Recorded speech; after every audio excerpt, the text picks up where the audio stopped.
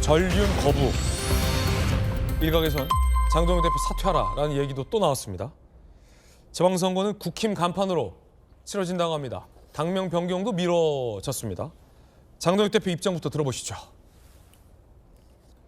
윤석열 전 대통령에게 무기징역이 선고되었습니다. 아직 1심 판결입니다. 무죄 추정의 원칙은 누구에게나 예외 없이 적용되어야 합니다. 국민의힘은 줄곧 계엄이 곧 내란은 아니라는 입장을 분명히 해왔습니다. 대통령과의 절연을 앞세워 당을 갈라치게 하는 세력, 단호하게 절연해야 할 대상은 오히려 이들입니다. 모호하다는 입장이 많이 나오고 어제도 당 내에서도 절연이 좀 필요하다 이런 얘기들.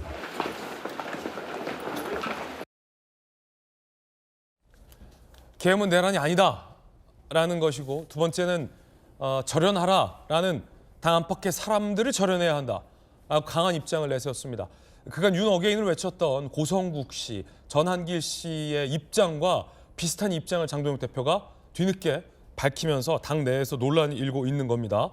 자, 들어보셨습니다. 원외 당협위원장들 사이에서 반발이 나왔습니다. 먼저.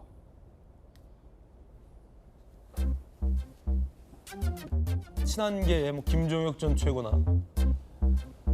함경우 전 조직부총장, 오신환 당협위원장, 25명. 장동혁 대표 사퇴하라.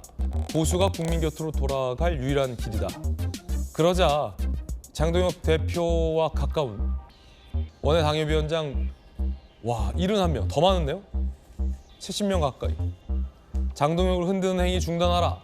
당의 정통성을 훼손하지 마라. 장동혁 대표 편을 들고 나선 당협위원장들이 더 많습니다. 원외. 자, 당 내의 이야기 한번 직접 들어보시죠. 장동혁 대표의 상황 인식이 놀랍고 참담합니다. 절대다수 국민이 요구하는 윤 어게인과의 절연을 당 분열로 받아들이고 단호하게 절연해야 될 대상은 오히려 그들이라는 장 대표의 말은 국민과 절연하겠다는 것입니다. 국민과의 전쟁을 선포한 것이나 다름없습니다. 탄핵을 반대했던 TK, PK 의원들 사이에서도 충격적이라는 반응이 나옵니다. 자, 송원석 원내대표. 헌정질서 위협하는 어떠한 세력 행위와도 단호히 선 그어야 된다라는 입장을 냈죠. 정희훈, 무거운 책임감 느낀다. TK 의원, 죽으려고 작정. 마지막 기회였는데 그것도 뻥 차버렸다.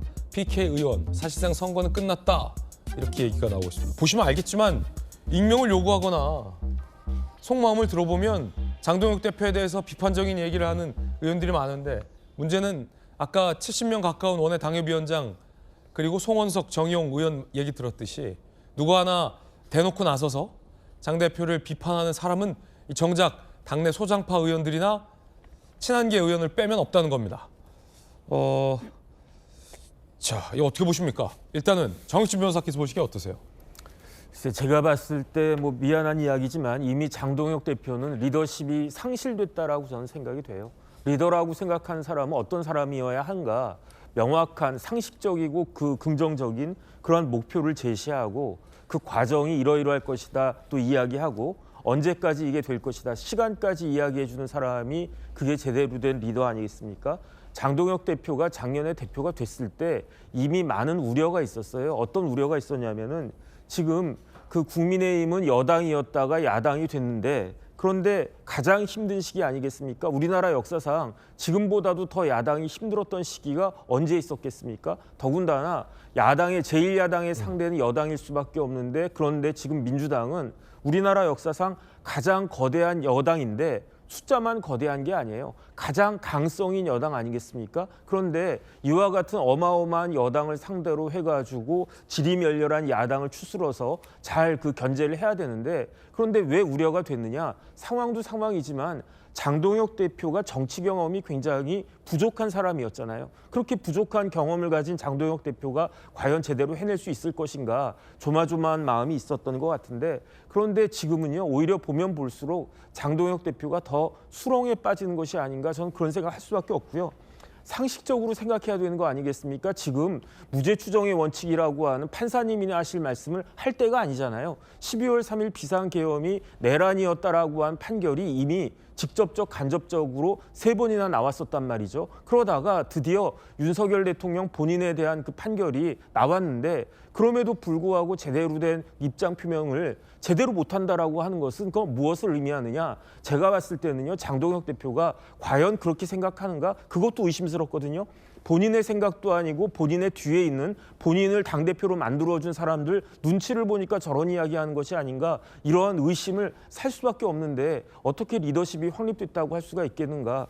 이번에 제가 봤을 때 장동혁 대표는 지선 대신에 강성 그 지방선거 대신에 당권을 선택하는 것 같고요. 일반 국민들 대신에 강성 지지자들을 선택한 것이 아닌가 그런 생각이 드는데 그런 마인드 가지고 제대로 큰 정치인으로 성장할 수 있을 것인가 벌써부터 회의가 많이 들어갑니다. 자, 조기현 변호사님, 크게 주장의 궤는 2가지입니다. 첫 번째는 계엄은 내란이 아니다라는 이 그간의 입장을 1심 선고 이후에도 다시 한번 재밝혔다라는 것은 계엄을 옹호한다는 논란으로 이어지고 있고, 또 하나는 절연, 그러니까 윤석열 전 대통령의 계엄과 윤 전 대통령의 계엄을 옹호하는 이른바 이제 윤 어게인 당내 어떤 주장과 절연하라라는 요구에 대한 장동혁 대표의 입장도 굉장히 명확하게 밝혔어요.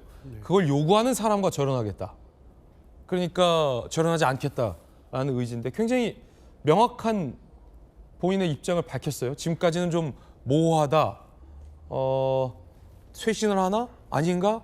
했다면 지난 금요일의 입장은 명확한 윤석열 전 대통령과 함께하겠다라는 뜻으로 좀 당내에 세속되고 있다는 건데 어떻게 보십니까? 그러니까 외부에서 제가 보기에도 깜짝 놀랐는데요. 뭐 국민의힘 내부 구성원들이 얼마나 충격적으로 받아들이고 있을지는 뭐 짐작이 됩니다.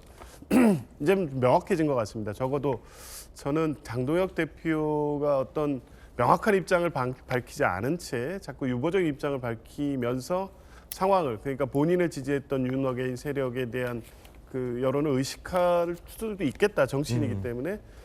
그렇지만 이제 2월 19일 윤석열 전 대통령에 대한 1심 선고가 나온다고 하면 그때를 계기로 해서 전환적인 국면으로 가지 않겠냐. 그게 통상의 정치 문법이지 않겠습니까? 더군다나 몇 개월 후면 전국 동시지방선거까지 있는 상황이면 당연히 그렇게 할 거라고 봤는데 전혀 뭐 예상을 빗나갔기 때문에 저도 놀랬고요. 명확한 것 같습니다. 이제 장동혁 대표의 입장, 윤 어게인 세력과 같이 가겠다. 윤 어게인 세력의 사실상 대표로서 그 방향의 정치를 하겠다는 것 분명히 했고요.